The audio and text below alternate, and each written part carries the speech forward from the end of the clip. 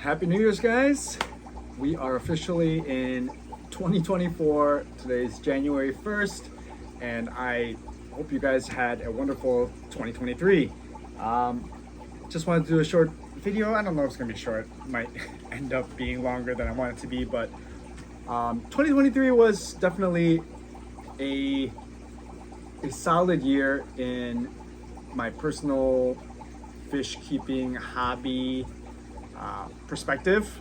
That well, pretty much YouTube was a huge part of it, and then figuring out what I wanted to do with the fish room was a big thing. I don't feel like a lot has changed in a year as far as, I guess, tank space, quantity of tanks, species, layout, and all that, but I guess just where I see the trajectory of 2024 is definitely something interesting, and kind of want to talk about that. So I did mention in my, I don't know if it was my last video or the one before, that I recently got into 3D printing, and that is definitely going to be a big part of what this year has for me in this hobby. So I think I mentioned, but one of the main reasons that I got into 3D printing was to print this. So what this is it is a fry tray. So it's a super cool design. I mean, if I can get to that learning curve to be at the point where I can completely design my own files from scratch based on my needs, like that'll be ideal, but it's definitely going to take a lot of time to get there. But look, this is, what is this? I got 1, 2, 3, 4 pieces, 5 parts. So 5 pieces. This being the main piece. This is the body. This is your fry tray. This design I got from Lowell's Labs. He's got a YouTube channel and a Patreon account where it's required to be able to get the files for these. Now, this is like extremely solid. It's got an area for your sponge, act as filtration. It's got a little part in that corner where water's gonna come out, but he made it so it baffles and it'll trickle down so it's not spurting. Now with that is also a top that will fit perfectly somehow. It'll just fit right in there. And then even a little finger lift indent to pop it out. On the bottom, look at that. I don't know if you guys can see it, but it's screwed male and female part for the air filter. Just screw that guy in. You're gonna pop in your air line here. Now it has a little groove where the air hose will it makes it difficult for you to pull it out. So I was confused about that, but all these little holes to suck up the air in the water. And then you can print legs. You can print legs of different sizes. You can print trays of different sizes. I've got a couple of them here, but this is really cool. Like, it smoothly just slides right. Okay, not too smooth, but it's firm enough where you don't have to worry about it falling out. Like I said, these are all like so sturdy. And I've got 3 different size legs. I think this is a 5-inch, this is a 3-inch, and then an 8-inch. You can tell the 3-inch is a little different material that I used to print it, but it was something that I don't really see myself using a lot of, so I just did it for here. Now what this is going to do is it's going to let you put it on any different tank size. You know, if I wanted to put it on a 10-gallon, I can just shorten the legs. If I want to put it on my 40 breeder, I can just extend them to make it fit. Just sits there like that, right on top of your frame, on your lid, on the glass, however you have it set up. It's got little divots, so fit there. Water comes up just like as a sponge filter would, and it'll filter out of here, and then excess will pour out through the sponge. I think that's amazing. And then just as any of the little breeder boxes, you put fry in there. I opted for white. A lot of people go for white just because it's more visible to be able to see activity and I guess fish poop and all that stuff. But I'm worried about the algae, so we'll see how that goes. Just as my previous DIY fry trays, they got super green at the bottom. I suppose these will as well, depending on the tanks that I put them in. But this was the main reason why one of the main reasons why I wanted to get a 3D printer. And I finally ended up printing these, as well as another tray. But I got shrimp tubes, so smooth, super solid. And another cool thing, I got little corners for my rimless tanks, so I can put them on the corners and I can have it hold up a piece of glass, a piece of plastic, just for a lid. So my biggest irks about having rimless tanks is the water evaporation, guys. Like, I'm still not gonna get over how much quicker lidless tanks water evaporates. And sure, you can put lids on rimless tanks, it's just not as easy because they don't have the little lip around the frame that you can hold anything. You know, I can just put on I don't know, a piece of wood if I wanted to, you know, just to go on top of it. I mean, technically I can do it on a rimless tanks, but it just doesn't look as good. So I made these to hold, got a whole bunch of them here. But another cool thing is Pleco Caves. So I found this design online of a Pleco cave that comes apart. So this is not the front but the back, because sometimes it's just really hard to get out all the fry or get out the male that's covering. So I can just pull this out, pop off the lid, and then take out the fry or anything else that might be trapped in there. So yeah, I think that's cool. I got two of these in like a marble color, and I did print one of them in a black. We're gonna test them out, see how they go. You can customize all the sizes, which is great. Make them wider, make them taller, make them shorter, make them longer. So not all of these are the same size.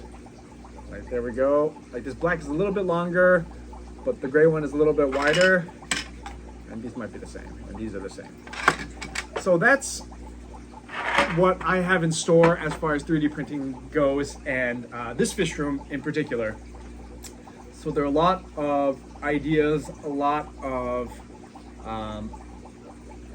3D prints that I can incorporate into both my hobbies, which is the fish keeping and plant keeping. Just like, you know, I mentioned, this is a sponge filter holder. This is not 3D printed, but this is bought. But they have files, you can 3D print these as well, so that's really cool. But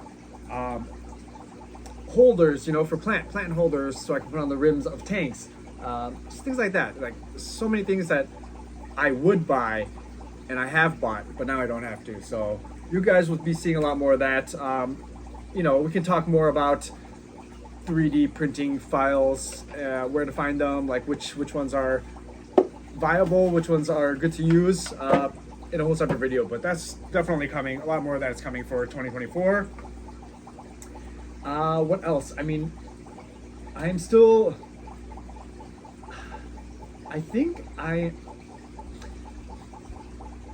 so I've been to a swap recently, which I had the video of. There hasn't been too much on the market that I've seen that I want to get as far as species goes into the fish room. So I don't plan on getting any new species.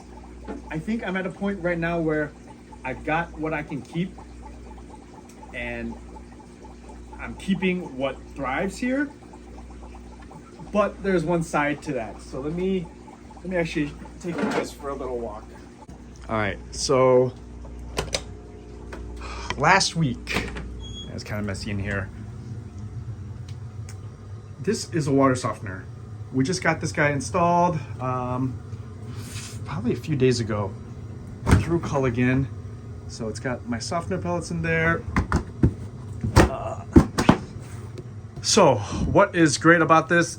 This is my bypass. I didn't know how much it will affect the fish, but luckily I already had a bypass on here from a previous softener that's back there.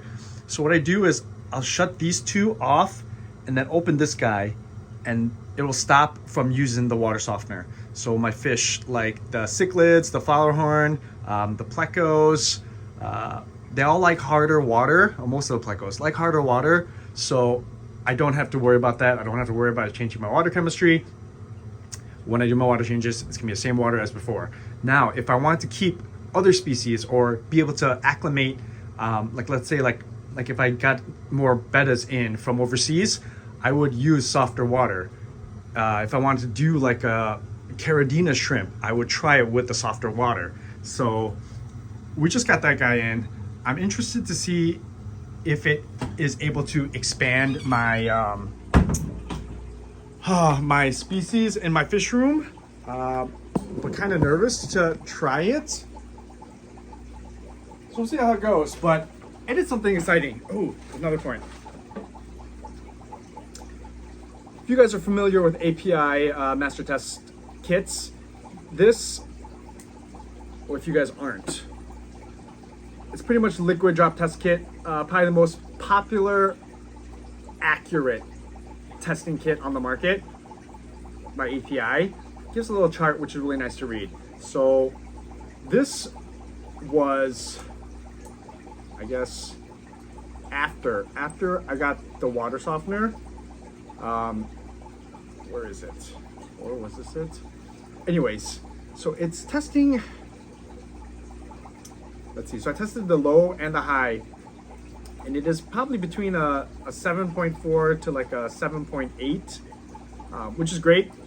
And without it, I am definitely in the purple. So it is a high 8.4 to 8.8. So it's dropped it by 1 whole point, which I think is great. So it's not, I guess it isn't a big drop, but I think it's efficient. I think it's enough where it has the possibility to affect the fish that aren't used to it. So I was thinking that if I did like a 50% water change and then added 50% of the softened water, it should acclimate them. I didn't want to take the risk, and I had a bypass, so you know, why not? They've been living like this for forever now, so I think they're good, unless I need it to, let's say I want to breed a certain type of fish that, you know, low pH triggers their breeding, or bring in a different type of fish that is more acclimated to a lower pH. I don't think I would mess with it, but just knowing I have that option is kind of cool. So, you know, lower pH species might be coming in 2024. Only negative side to that is normally I sell fish locally. Okay, I only sell fish locally currently, so I would have to either you know, forewarn them or acclimate them back to, you know, just a regular tap water before selling, and that might affect how well a fish will sell, just because it's easier. You buy from local breeders because you know they've got the same water as you. But if I didn't, it would probably affect it a little bit more. So that's another possibility that could come in 2024. But I guess another thing I want to kind of touch on is the future of fish keeping. Like I don't want to look it up, but there's fish keeping has been around for ever, right? And when you look at the evolution of, you know, the first people who kept fish to the people who kept fish now, obviously there's a big gap.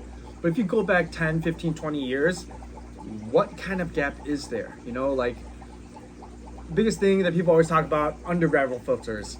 Old technology, people still swear by it.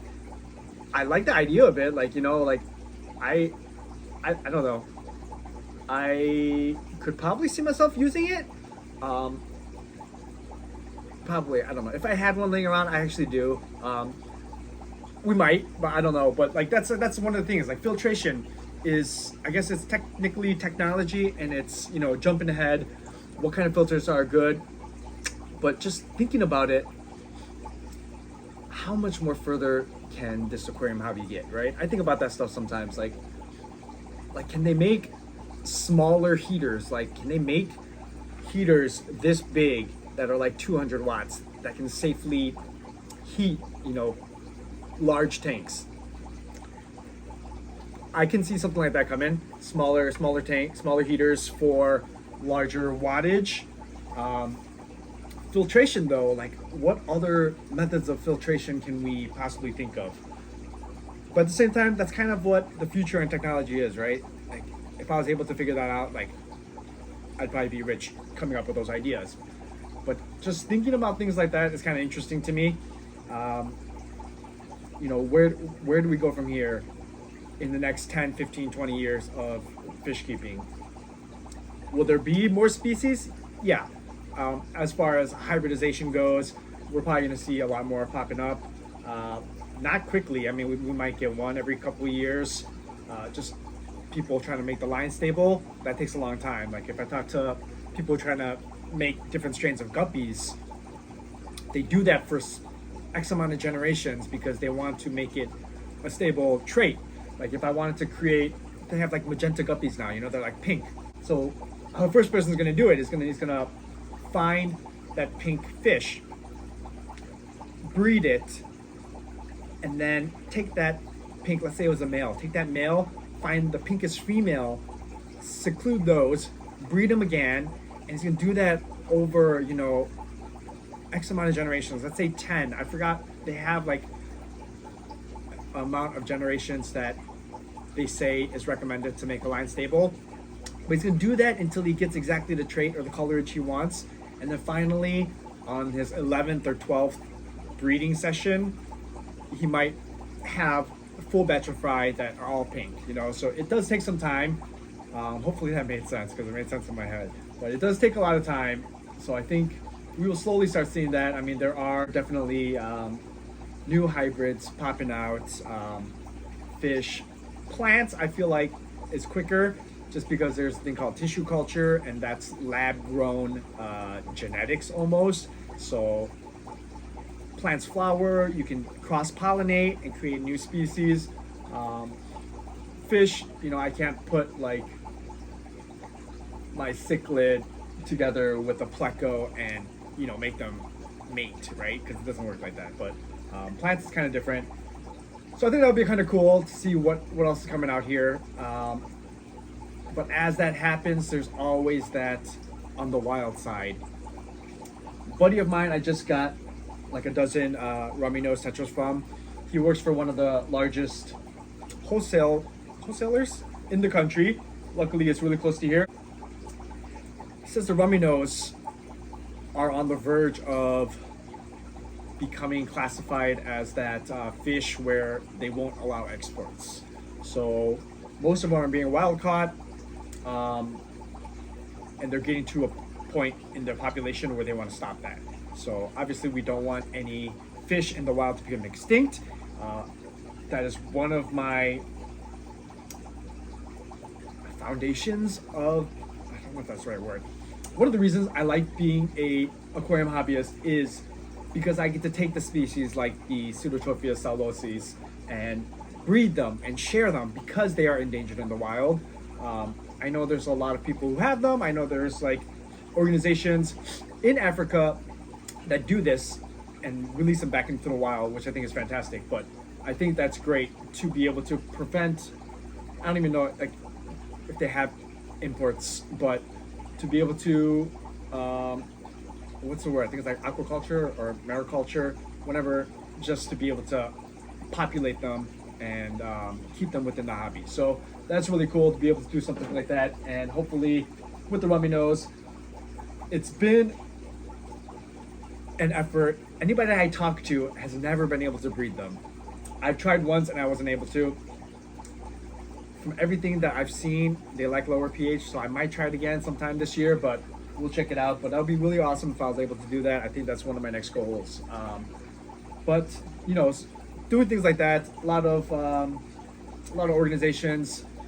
I know there's places where the countries they export fish from use that as revenue in order to live. So while that's very important, because there's a project Paba, I forgot what that one is called, but it's somewhere where people who are exporting fish are paid a wage where they are able to live off of instead of just like pennies. Because there are some places where they go by weight, like neon tetras, huge popular fish in the hobby. Like a pound of neon tetras, that's probably a lot of fish. So it's maybe like 100 fish, Let's just say the exporters who purchase it from that village who are going in the water and catching all these wild caught neon tetras will get $1 maybe for that whole pound of fish, and that's ridiculous for us to think, because we're paying like twice that amount, maybe 3 times for a single fish, where they're getting 100 for that price. That's how commerce works. But this project enables the actual people who are putting in the work to catch these fish to get paid a better amount, which is great. I think that's awesome. So a lot of times, I guess if you guys are buying fish, you don't think about that stuff, but it is a real thing. So it's definitely something I want to look into more, be educated about, and it might be something that piques your interest as well. So it's another thing. I do still want a large fish tank. I don't know if 2024 is going to be the year for it, but I feel like it might. Only issue is where I'm going to put it. I was toying with the idea of just putting it across here or just beefing up the stand more. And when I say large, I mean over 100 gallons. Ideally 125 or larger. But I always have in the back of my mind that what if the 75 gallon sprung a leak, it would be pretty devastating, right? But if a tank twice the size of 125, 150 gallon tank sprung a leak, I don't know what I'd do. Like my basement would be a swimming pool. So it's always that in the back of my mind. So while I don't want to spend thousands of dollars on a single tank, I also don't know how much I trust used tanks going that big. After these years of being in the hobby, like I can detect good silicone ceilings, good I guess bracings, because it's definitely gonna have to have a brace. Acrylic, I would love for it to be acrylic, because my rule of thumb has generally been no tank is gonna come down here if I can't bring it in myself. A, because it's just be too difficult to do maintenance, move it around, and bring it down in general.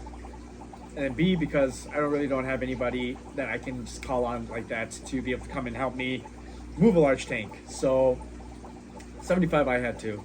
Luckily I had a friend who was available, but 55 gallons is a glass. A glass 55 is the largest and the heaviest I can carry by myself without it becoming too much of a hassle.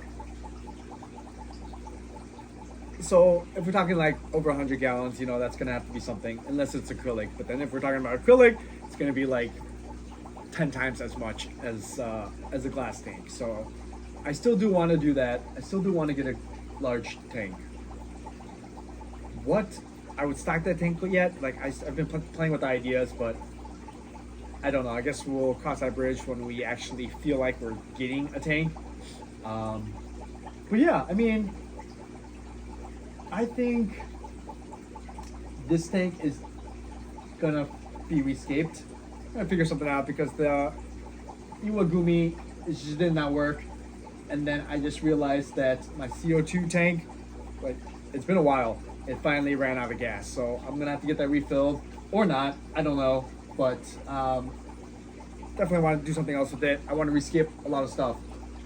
All these breeder style setups, I do want to change. I bought another whole bag of sand, a whole bag of pea gravel to be able to scape them. I mean, they're not going to be as scaped, but they're just going to look more presentable. So when I was over at my buddy's house, who works for the wholesaler, he had pretty much a similar setup, except all his tents were the same way too. But they all had sand and gravel, at least. You know, some rocks, some wood. I think because how long I'm keeping these fish inside these tanks, I do want to make it a better environment for them, so I'm gonna scape it up, make it more natural instead of just having bare bottoms. Because I thought I was just gonna churn them out quicker, but that didn't happen. So it's time to kind of take it to the next level and decide how we're gonna make it more comfortable for these fish to live. Obviously, I have my Pleco 40 breeder breeding set up, and that's scaped, you know, so might as well do it for the rest of these guys. I do plan on keeping at least one completely bare quarantine tank that I have fish in currently, so it's probably about time to take them out. They are my super red long fins, so I think I'm gonna introduce them. Actually, probably not yet. Well, I'm gonna put them in with other fish, but they're not ready to breed. They're maybe another 6 or so months. I think they will be at ready size to breed. They are slow growers, but it's more of an investment for your time to get them there. But yeah, I guess I haven't had really anything bluegrass. They have some fry swimming around, so hopefully they just keep pumping those out. Do have to clean some of these tanks. Yeah, I mean, that's all. I guess that's it. I mean, okay, so this is super heavy, but all right, I'm just gonna move the camera because the sand spills everywhere. So I did get a new sand to try out. So we got this all-purpose Quikrete. Now the reason I got this one as opposed to this play sand that I normally get is because this looked like it had more of a variety of, let's open it up, of grain sizes. So if you look at play sand, it's all like one size, pretty much, more or less, you know? But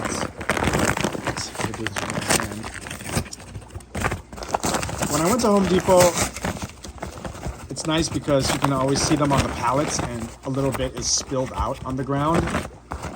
So I picked some of this up, and then it looked like they had fine sand like that. They also had like almost like mini pebbles. I don't know if I can do this with one hand. All right, hold on. All right, so they almost had like mini pebbles.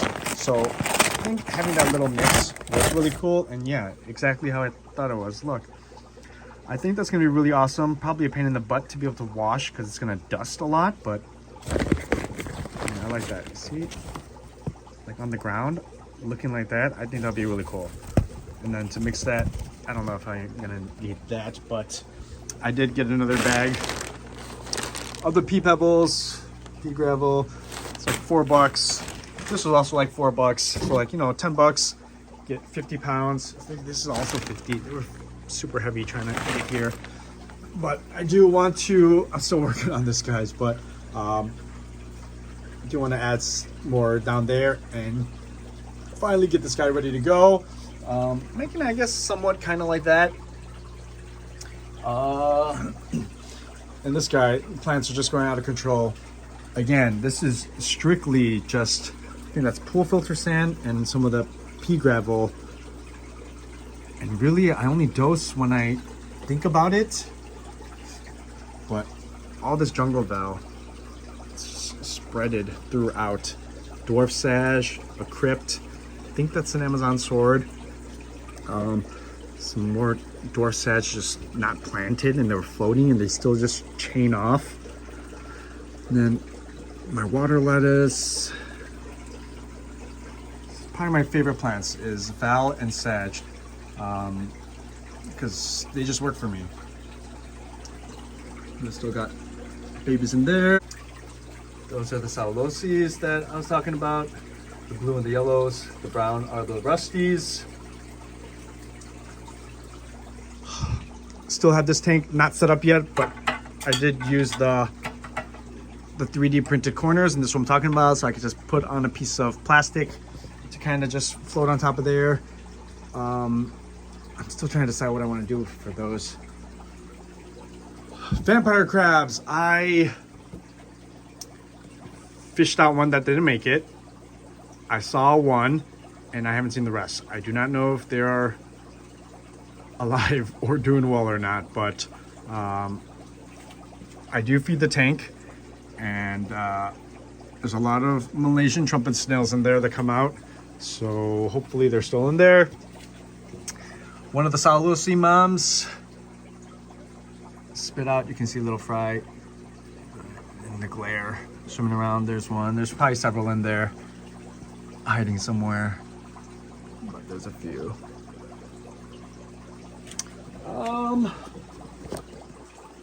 I think that's it, guys. I mean, is there anything, like, where do you guys see the aquarium hobby going? You know, that's always something that's been interesting to me. It's always been the back of my mind.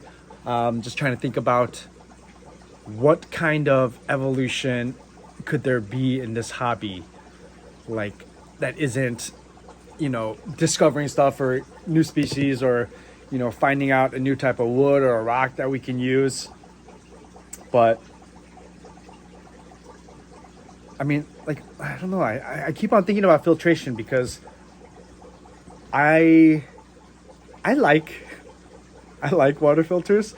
I know it's kind of weird, but I like experimenting with them. I like, that brings me to another thing. Like, I am trying to figure out a way, like, those like sponge filters, these guys just never stick for me.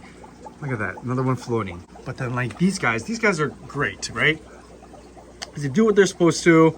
You don't have to worry about them, any suction cups, but it's just a lot of bubbles. Like, I know, like, this one is just like struggling right now, but I know you can, I'm not focusing because of dirty glass. I don't know if you guys seen the new sponge filters from Aquarium Co-op, where they've got the lift tube, but it arcs to create flow. And in one of Corey's new videos, he has them in all of his tanks, and he creates them diagonally, so they'll start in that corner and it'll flow all the way across to the front. So he generates flow for the whole tank. What I'm wondering is why that does so well. Like, if you look at the videos, there's a lot of flow, but like my sponge filters, like these guys, it look like it should be the same design. These have garbage flow. So I'm wondering if it's because this corner right here, if it kind of restricts, kind of blocks it so the flow isn't smooth, because his uplift tube is on an angle. So there's really no hard corner for the water and the air to hit before having to redirect. I don't know, but if you guys have them or used them, let me know, because I'm interested. I would need to get probably a dozen of them or so, but they're like $13 to $15 each. And before I make that investment, I want to make sure that A, they do a lot of flow, and then B, what is it about him that enables them to generate so much flow? And I think that might be it. It's because there isn't that much resistance for the air and the water to be able to go out on an angle, if that makes sense too. So I do like filtration, you know, sponge filters, hang-on backs, canisters. I'm always looking for something else. Like, I found these filters online from China, and they're almost like, they're like a little, I don't want to say like a backpack, but they're probably like 2 inches. It's like, it looks like you can put on the whole back wall of a tank. It's probably like 8 inches, 2 inches by like 10 inches. So it'll go out against the back wall. It'll almost hang there. I think it has like a clip to hang on to, like a rimless tank. But inside it has all the baffles to make it look like an all-in-one. And it's got a little grate for the intake, and then a little nozzle tube for the output. I really like that idea. And if they made them so you can put them in our standard size tanks, I think that would be great. I think that's something somebody should get on. Like if I can slide them into my 10s and my 20s and they will fill up the whole glass, so I don't have to worry about anything getting under or on the side of them. And it makes a regular standard tank into an all-in-one. I think I would be sold right there. Yeah. So I was really close to buying one, but the dimensions didn't quite fit and they wouldn't go on framed tanks. And I don't like suction cups. I don't think I have a single anything that uses a suction cup that I like. Like this tank back here, like those suction cups on the heaters, like they're fine, like they're great. But the thing is, algae, I don't want to move them to clean behind there because I feel like if I move them, they're never gonna stick again. So I think that's the big negative downside to having suction cups, is they create too much space behind them for things to get. I think if there was like more of a low profile, or even if there was like a suction cup, but then on the sides of it, there was, I don't know if you guys, like if those suction cups were on like a brick, and then they had plastic pieces that covered all around, so it wouldn't get exposed to light or anything. I don't know if that makes sense, but if the back was almost flush, so you could stick it, but it was almost in a housing where nothing can get inside around it, where you didn't have to worry about with fish or algae, I would totally do it. Look at this guy. This guy's 100% back to normal. It did take those 10 days, but he's doing great now. No issues. Looking good. What's up, buddy? I just fed him. Shouldn't be hungry. Another thing, 2024, Aquashella, Chicago, coming back this year. There's probably a 90% chance there's going to be a flower horn competition. Probably another 90% chance that I will enter. Most likely this guy.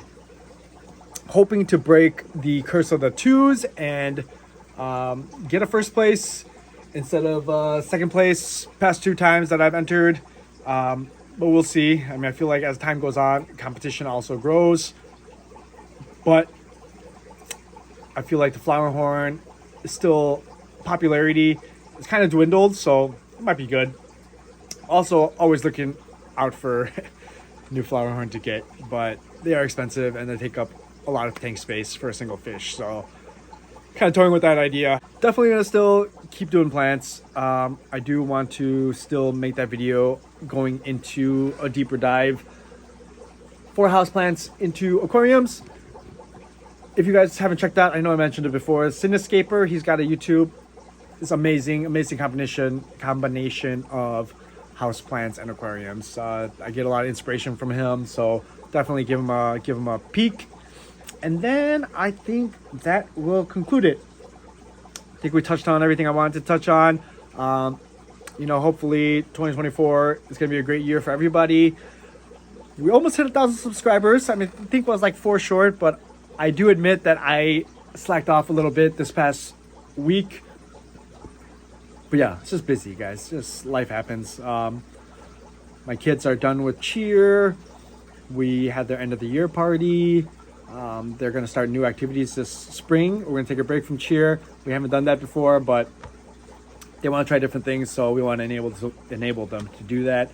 So we'll return to cheerleading back in the fall, and we'll go from there. Oh, the other thing, last thing, as I was looking, I remembered this guy. So where are you? This guy is the death fish.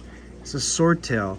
He took out all the other swordtails that were in here, but I also had my Pleco fry in here, and I was wondering where the heck they've been going. Oh crap, there's one. And I was wondering if they were going inside the filter, but I saw a couple, like a floating dead body, you know, like, I don't know, it didn't look nice or natural, and I've realized that he's just picking them off one by one. So he's on timeout. I don't know if I'm going to put him with another fish. But yeah, just be careful with swordtails, I guess. My other swordtails are fine, but I guess just like bettas, they have their own aggression, and personalities. I don't think I'll put him with another fish. I don't know what I'm gonna do with him. So, probably gonna have to get that guy out of there before he's not there anymore. But that concludes it. All right. Thank you guys for sticking around this year. I really appreciate you all. 2024 is gonna be a great year for us. Hopefully a great year for the channel. Hopefully a great year for everybody else. So I will see you guys in the next video. Thank you guys for watching.